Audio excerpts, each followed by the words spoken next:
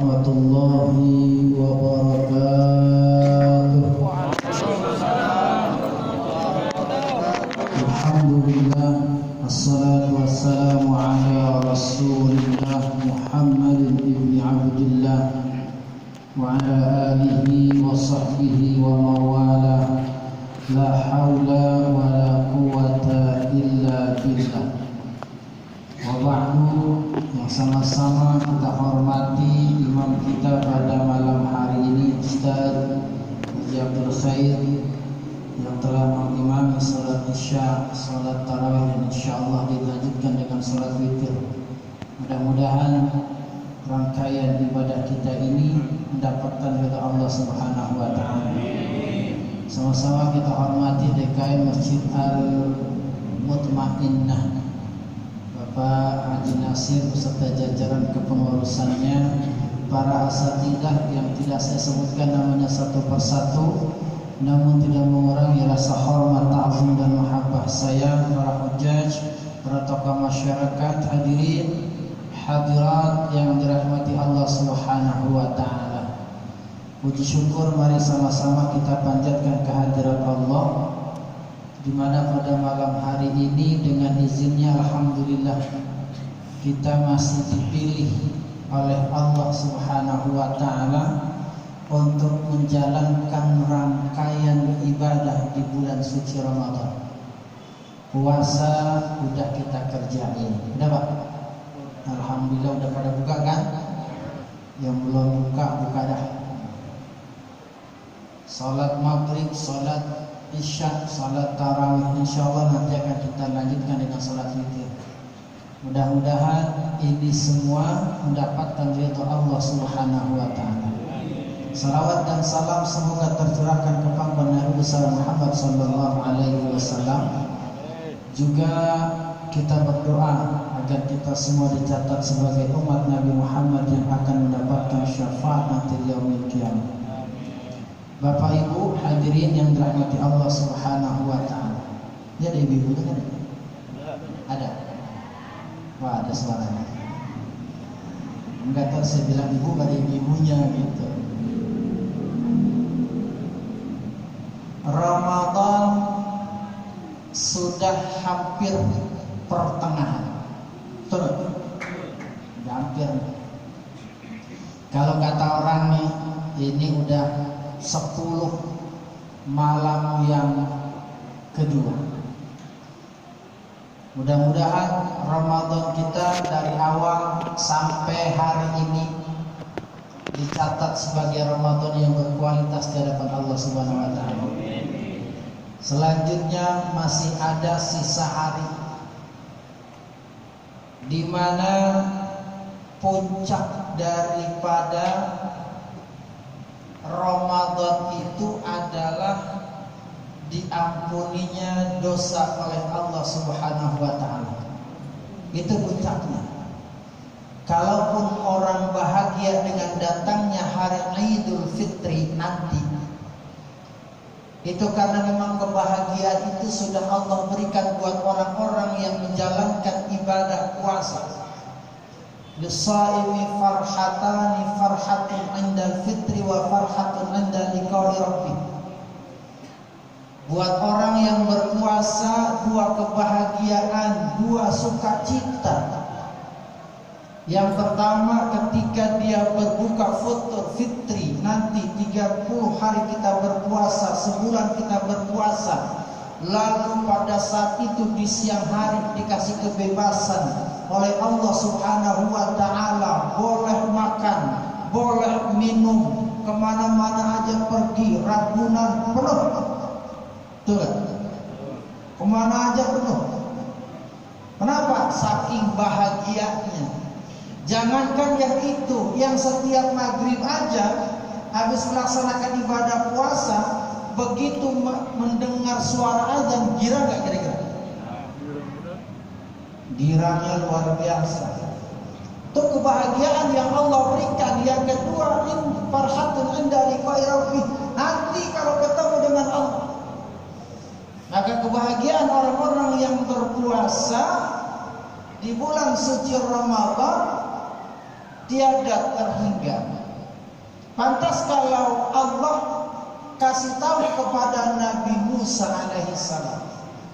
Kata Allah kepada Nabi Musa, "Inni a'taitu ummata Muhammadin nurain kay la yadurruhum zulmatan." Wahai Musa, aku berikan kepada umat Nabi Muhammad itu dua cahaya, supaya dengan dua cahaya ini kelak di hari nanti dia tidak akan mendapatkan dua kegelapan. Apa cahayanya? Nur Ramadan wa Nur Quran. Cahaya Ramadan dan cahaya Al-Quran. Jadi kalau sekarang kita bersusah payah pagi hari, siang hari digoda dengan orang-orang yang makan seenaknya di bulan suci Ramadan, digoda dengan warung-warung yang buka di siang hari menawarkan makanan di saat kita sedang lapar dan haus, digoda kita, tapi kita tahan itu.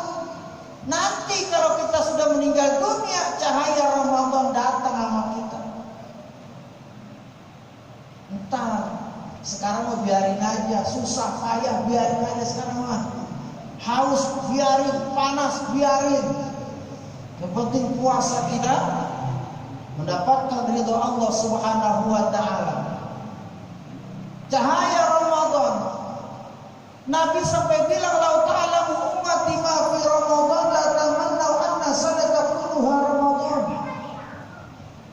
Kalau umatku tahu apa yang ada di bulan Ramadan, dia pengen setahun ini semuanya isinya Ramadan. Kenapa? Karena al-a'malu mujtami'ah. Amal-amal di bulan Ramadan itu dilipat gandakan oleh Allah Subhanahu wa taala. Ini hari ini nih, ya, atau yang Ramadan yang lalu-lalu sudah berapa hari nih? 12 ya? Saya kagak ngitungin masalahnya. Berapa? 12, berarti pengen cepet lebaran. Kita setiap habis sholat isya, kita melaksanakan sholat sunnah rawatib, betul? Ba'diyah 2 rakaat ba'diyah isya. Makanya kalau bulan puasa habis isya ba'diyah dulu, jangan langsung tarawih. Salat ba'diyah. Kemarin di bulan Sya'ban ba'diyah kita pahala cuma sunnah doang, pahala sunnah. Tapi selama bulan Ramadan, ba'diyah yang kita kerjakan ba'diyah isya sebelum sholat tarawih, maka pahalanya menjadi pahala yang wajib. Enak gak Pak? Masya Allah, Allah kasih tuh pahala berlipat-lipat, Allah kasih. Cuma saya ingetin, jangan kita terpedaya dengan pahala. Yang penting satu, yakinin, innallaha la yukhliful mi'ad. Allah itu kagak bakal ngingkarin janjinya. Itu aja pegang. Jangan sampai kita gara-gara pahala ketipu dengan ibadah. Saya sering sampaikan cerita ini ketika ada seorang datang kepada Allah minta pahalanya, pahala ibadahnya kepada Allah. Ya Rabb, mana pahala ibadah saya? Memang konteksnya konteks sholat. Ya Rabb, mana pahala sholat saya? Hidup di dunia, sholat wajib kagak pernah putus, sholat sunnah selalu dikerjakan, tahajud kagak berhenti sepanjang hidupnya. Sekarang saya minta kepadamu ya Rabb, mana pahala sholat saya? Dikasih nggak Allah? Dikasih sama Allah. Cuma lihat cara ngasihnya, lufat kama yulaqu thawbul khalqu fayudrabu biha wajhuh. Itu pahalanya dilipat-lipat kayak orang melipat kain, kemudian dilemparin ke mukanya. Bapak kesel sama anak nih, merong-merong mulu, minta duitnya dikual-kual, tuh gak dikual-kual. Bener, ngasih duit 100.000, dikual-kual tuh duit dilemparin, tuh gua kasih sama lu. Kira-kira bapak redor gak tuh? Bapak ngasih 100.000 dikual-kual dilemparin ke muka anaknya, redor gak? Kagak, kenapa? Kesel dia merong-merong mulu. Sama, nanti ada seorang hamba atau ada hamba datang kepada Allah minta pahala. Makanya saya ingetin, pahala Ramadan pasti dikasih. As-shaumu li wa ana ajzi bihi, puasa itu buatku kata Allah dan aku yang akan berikan pahalanya. Udah, enggak usah dihitung-hitung. Ada orang maksain ibadah, silahkan. Sebenarnya yang harus kita lakukan ibadah di bulan suci Ramadan itu memaksimalkan, bukan maksain. Memaksimalkan. Kalau kita biasanya sholat duha 2 rakaat, Ramadan taikin. Maksimal namanya. Kalau misalnya sampai 12 rakaat kagak bisa atau 8 rakaat kagak mampu, taikinlah 1 digit. Dari 2 rakaat jadi 4 rakaat. Istiqomah sebulan sholat duha 4 rakaat di bulan Ramadan. Tapi habis Ramadan jangan turun lagi ke 2. Jalanin terus tuh yang 4. Ramadan berikutnya maksimalkan lagi. Yang tadinya 4 taikin jadi 6. Itu maksimal namanya. Aduh kagak kuat saya kalau 6, bisanya 4. Pertahankan yang 4. Sholat tarawih, kagak ada larangan sholat tarawih 8 rakaat, nggak ada. Cuma kita maksimalkan sholat tarawih, semakin banyak hitungan rakaatnya, otomatis semakin maksimal kita kerjain, kira-kira pahalanya makin nambah nggak? Gitu aja udah. Makanya jangan pakai repot-repot. Lu kok sembahyang tarawih 8 pulang ya terserah. Emang kemampuan istiqomahnya 8, kita maksimalkan. Bahkan ntar tambahin lagi. Itu namanya memaksimalkan baca Quran. Ini bulan Ramadan, syahrul Ramadan alladzi unzila fihil Quran. Bulan puasa, bulan Ramadan adalah bulan diturunkannya Al-Quran. Kita ihtiraman kepada Al-Quran, kita memuliakan Al-Quran, kita baca.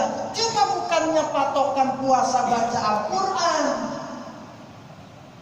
Kadang-kadang kita jadi patokan puasa baca Quran. Makanya khatamnya di bulan puasa doang, bulan yang lain agak. Jangan. Kita memuliakan Al-Quran. Karena kalau patokan Ramadan baca Al-Quran, sering saya katakan, kasihan yang kagak bisa baca. Betul gak? Haji Sadari lancar bacanya. Dia mah sebulan bisa 3 kali khatam, lancar. Ya gak? Tapi ada bapak-bapak yang boro-boro lancar. Baca bismillahnya kagak becus. Alhamdulillahi rabbil ngalamin. Ngalamin katanya. Ngalamin. Kita ngeberesin ngalamin sama alamin aja repot banget. Ada orang ngobrol sama saya, Pak Ustadz, saya berantem di kampung gara-gara imam ngalamin. Saya bilang ngalamin. Ngalamin. Sampai saya telepon almarhum Ustadz Haji Murtali, Pak Ustadz, ini yang benar di mana, ngalamin apa alamin? Begitu. Itu ada satu jamaah yang ngomong sama saya begitu. Masya Allah. Susah banget. Tapi jangan takut. Orang-orang yang rajin, orang yang mahir, orang yang pintar baca Al-Quran, posisinya beda dengan orang yang kagak pintar baca Al-Quran. Kalau orang yang pintar baca Al-Quran, dia nantinya akan disejajarkan dengan para malaikat yang mulia posisinya. yang pintar. Apa yang kagak pintar? Putus asa. Jangan. Kata Nabi, orang yang kagak pintar baca Al-Quran, yang baca Al-Qurannya terbata-bata, yang baca Al-Qurannya kurang pas, maka kata Nabi, lahu ajroni, dia akan dapat 2 pahala.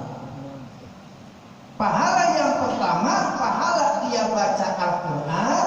Pahala yang kedua, pahala dia mau belajar. Yang repot, udah kagak bisa baca Quran, kagak mau belajar. Nah, itu repot. Makanya, ayo ini bulan puasa, ya, yang kagak bisa baca Quran, Pak Ustadz, aduh bagaimana ya? Boro-boro 30 juz saya khatamin. Juz amma aja, juz 30 saya baca juga kalah kabut. Saya cuma bisa baca qul huwallahu ahad doang, sampai habis. Silahkan baca, maksimalkan. Kalau kemarin-kemarin baca qul huwallahu ahad cuma 3, maksimalkan sehari semampu kita berapa? Lebihin dari 3. Insya Allah itu nanti Quran yang kita baca di kuburan jadi mu'nisan, di kuburan jadi cahaya buat kita. Di hari kiamat jadi syafi'an li ashabi, buat orang yang bacanya akan mendapatkan syafaat pertolongan dari Al-Quran. Enak gak?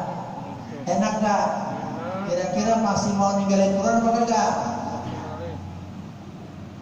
Ayo Al-Quran. Pak Ustadz, gimana ya, saya gak bisa baca. Anaknya ajarin, datangin ke rumah guru. Kata Nabi, orang yang baca Al-Quran nanti di hari kiamat itu yalbasullahu walidayhi tajan yaumal qiyamah.